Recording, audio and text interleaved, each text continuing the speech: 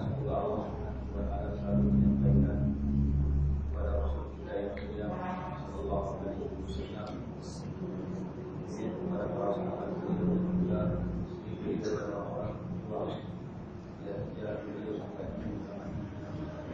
Hadirin dan hadirat Allah Subhanahu wa taala, alhamdulillah malam pagi ini kembali kita bersama-sama pada majelis materi. Mudah-mudahan kita semuanya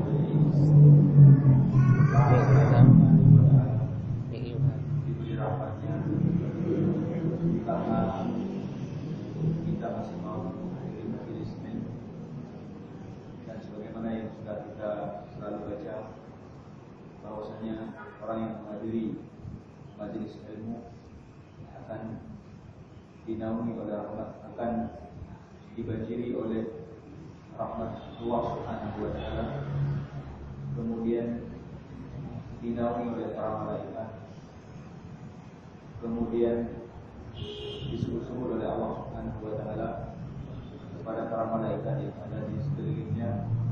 Ini adalah sebagai bentuk kemuliaan dan kelebihan orang yang menuntut ilmu.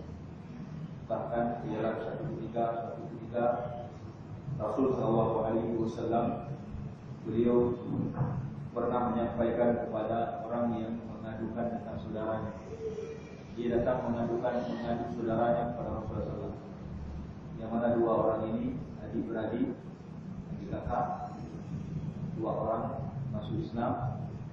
Kemudian yang satunya dia bekerja mencari nafkah. Kemudian yang itu lagi dia giat mencari ilmu, tidak bekerja. Dia makan dari jari saudaranya. Kemudian dia pergi ke halaqah ilmu. Kemudian orang yang bekerja ini dia merasa berat perlakuan saudaranya yang seperti ini. Dia datang kepada Rasulullah SAW mengadu, ya Rasulullah, saudaraku, aku bekerja, dia tidak bekerja.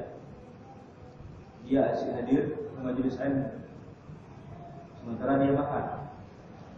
Maksudnya dia makan, dia usahakan. Kemudian Rasulullah mengatakan kepada orang ini, Rasulullah mengatakan, kamu diberi rezeki secara mungkin karena saudaramu yang rajin menghadiri halaqah ilmu, diberi rahmat oleh Allah Subhanahu wa taala. Karena saudaramu yang rajin datang ke majelis ilmu. Ini adalah menunjukkan memang ketika kita datang ke majelis ilmu ada keberkahan tersendiri, ada rahmat Allah Subhanahu wa taala yang Allah berikan kepada kita. Maka kita senantiasa memberi semangat, motivasi kepada diri kita sendiri untuk kita mampu hadir ke majelis ilmu dan juga mampu untuk melakukan berbagai macam kebaikan. Karena dalam melakukan kebaikan juga akan ada rahmat dari Allah Subhanahu wa taala. Berlomba-lomba kita di dalam melakukan kebaikan apa saja, yang kecil ataupun yang besar. Karena di sana ada kelebihan yang diberikan oleh Allah Subhanahu wa taala. Memang Allah Subhanahu wa taala telah memerintahkan kita untuk berlomba-lomba di dalam kebaikan. Allah katakan di dalam Al-Quran dalam 3 tempat. Dalam Al-Quran Allah menyuruh kita untuk berlomba-lomba. Yang pertama dalam surah Al-Baqarah.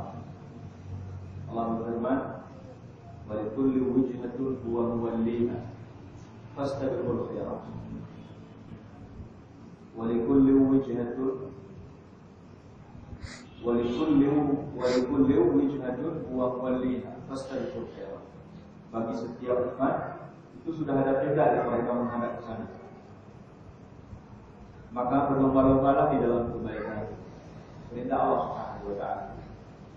Kemudian di dalam surat Al-Imran kalau tidak salah Allah berfirman, "Wasari'u ila maghfiratin min rabbikum wa jannatin 'arduha as-samawati wal ardh mu'iddat lil muttaqin." Juga Allah menyuruh kita bersegera menuju keampunan Allah dan surga yang luasnya seluas langit dan bumi, disediakan kepada orang yang bertakwa kepada Allah Subhanahu wa taala.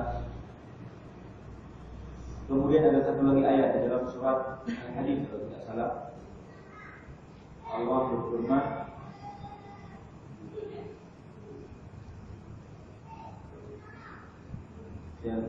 lupa mungkin ayatnya. Cuma 3 tempat yang Allah menyuruh kita untuk berlomba-lomba kepada kebaikan.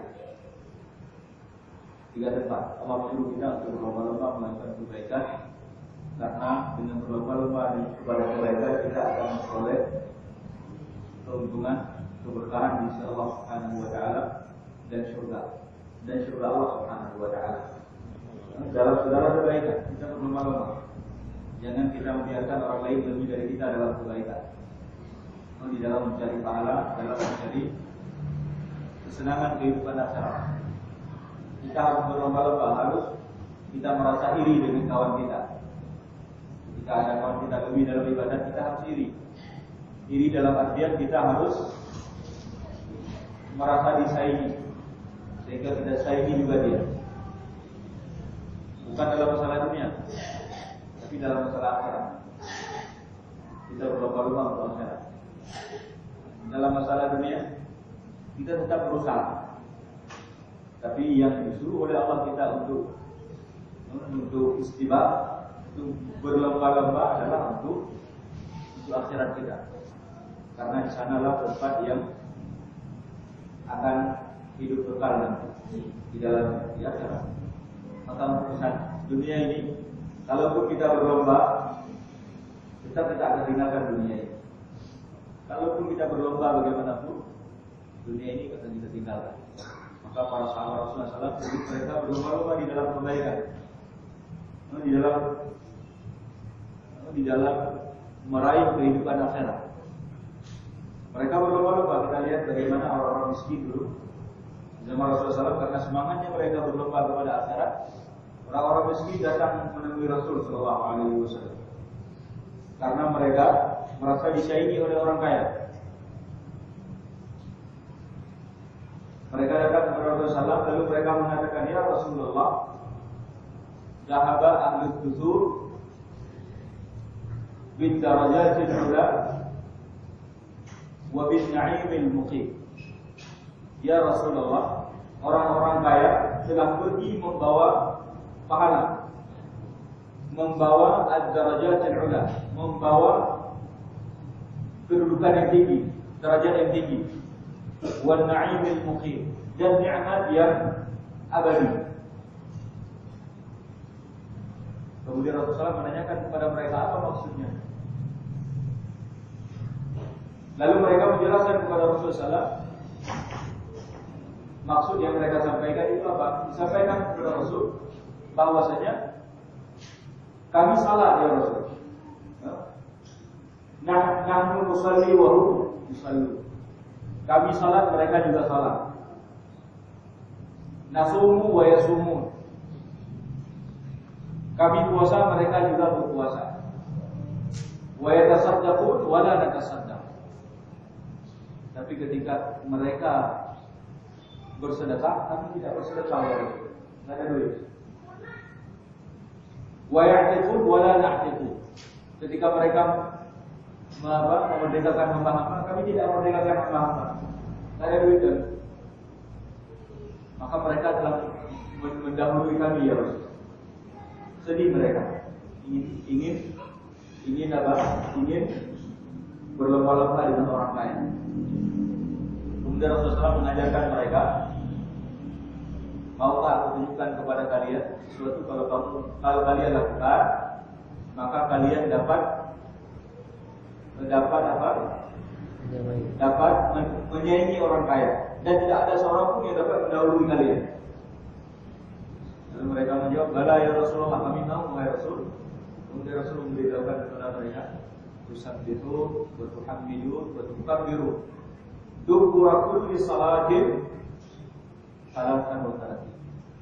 Caranya adalah kalian bertasbih, kemudian bertahmid, kemudian bertakbir setiap kali setelah salat 33 kali. Sebagaimana kita lakukan sekarang. Waktu itu orang kaya belum tahu, baru disampaikan Rasul kepada orang miskin. Maka mereka pun gembira, pulang mereka rahasia ini. Mereka pun tasbih terus akhirnya orang kaya tahu. Tahu orang kaya. Akhirnya orang kaya juga ikut melakukannya. Sedih mereka, ketahuan sama orang kaya jadi sedih. Kemudian mereka datangi Rasulullah SAW kembali. Ya Rasulullah, orang kaya sudah tahu. Orang kaya sudah tahu ya Rasul. Kemudian Rasulullah SAW mengatakan, jawaban Rasul terakhir, apa Rasul katakan? Dari fadlullahi yu'tihi man yasha. Itu adalah anugerah Allah yang Allah berikan kepada siapa yang Allah kehendaki. Yang perlu kita ambil pelajaran di dalam hadis ini adalah tentang bagaimana semangatnya mereka, berlomba-lombanya mereka untuk kebaikan. Tidak mau tertinggal di belakang. Tidak mau mereka tertinggal di belakang. Mereka ingin terus bersaing di dalam kebaikan, di dalam mereka melakukan ketaatan kepada Allah Subhanahu wa taala sampai seperti itu. Sampai seperti itu. Abu Bakar dan Umar, keduanya saling bersaing dalam beramal. Abu Bakar dan Umar radhiyallahu anhu bersaing mereka di dalam beramal.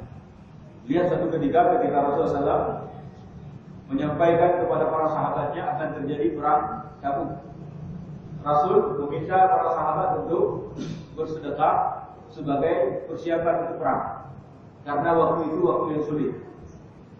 Waktu paceklik, kemudian makanan kurang, serba kekurangan. Untuk membiayai peperangan butuh dana yang besar. Lalu Rasul membuat pengumuman untuk infak. Ketika itu apa yang terbetik di dalam jiwa Umar?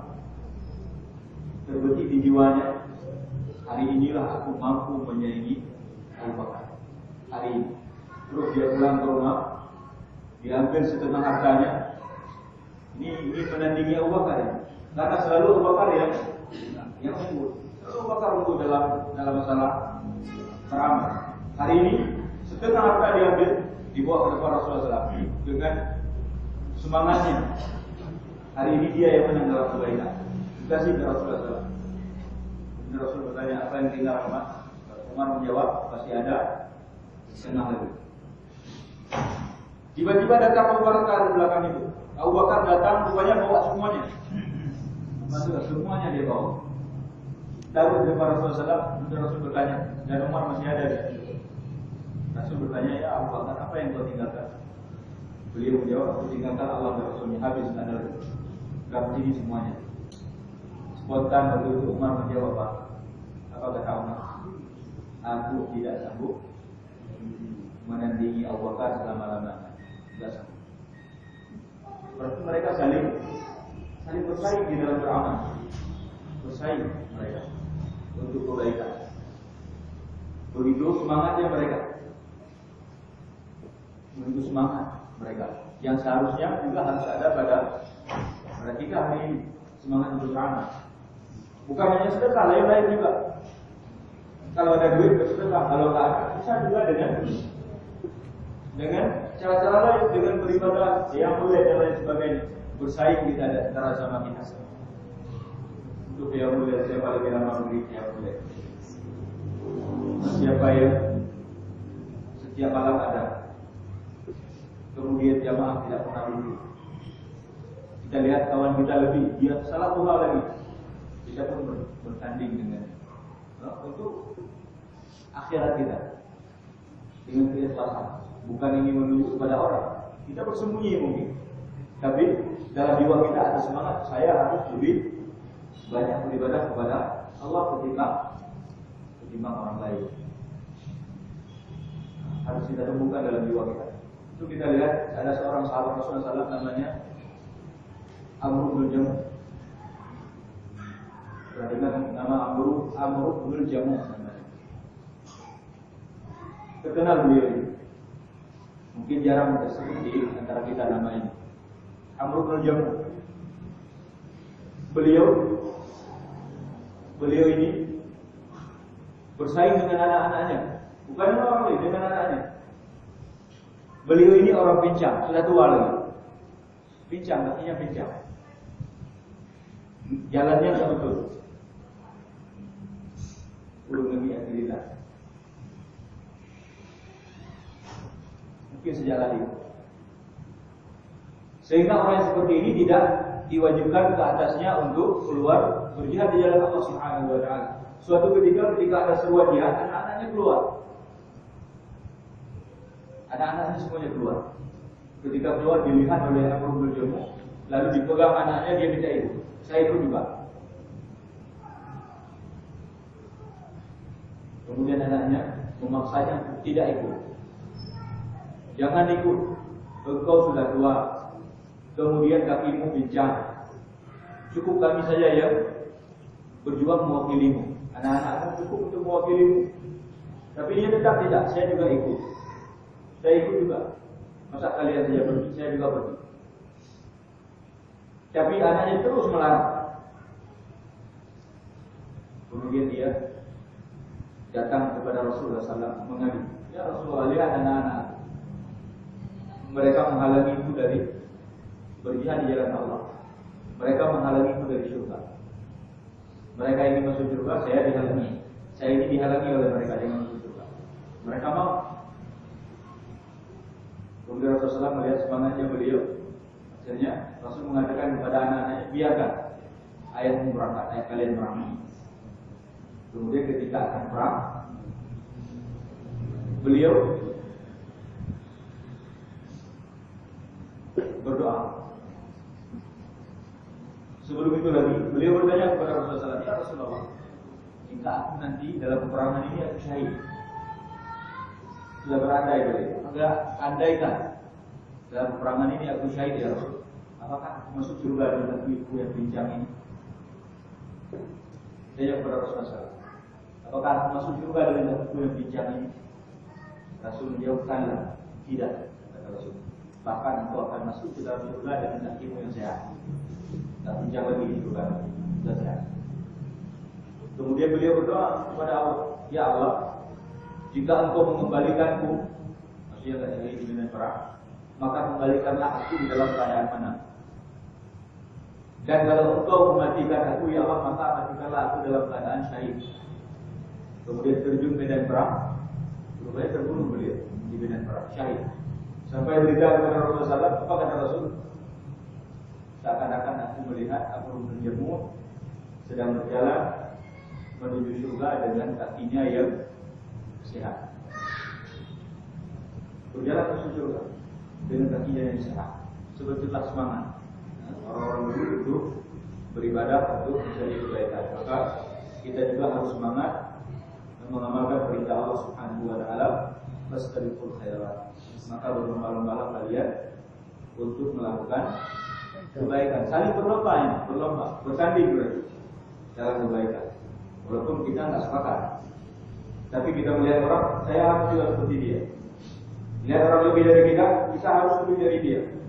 Ini namanya berlomba-lomba, seperti Abu Bakar dengan Umar tadi. Terus ingin berlomba. Jangan kita ada orang karena melihat orang dalam kebaikan dia biar aja dia. Saya belum sanggup. Bukan, berusaha, pasti sanggup. Ketika kita mau, kita pasti sanggup, insya Allah.